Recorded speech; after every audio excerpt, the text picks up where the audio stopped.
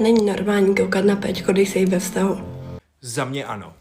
Ne, není prostě. Tak ne. Řekněte mi aspoň jeden důvod, který dává smysl. Proč byste to dělali? Asi proto, že mám erekci? Asi proto, že by mě to asi jakoby pomohlo to jakoby urychlit?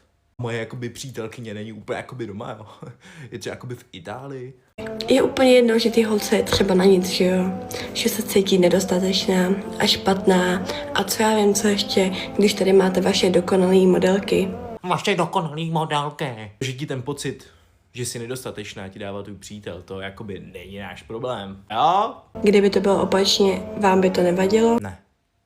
Prostě za mě je to nějaká forma podvodu. Taky beru jako formu podvodu, že holky nosí prostě make-up, 5 kilo make-upu na sobě a vadí mi to. Ne, stěžuju si, ne, žiju, jo? Takže pokud to děláte, Tak jste zrůdy.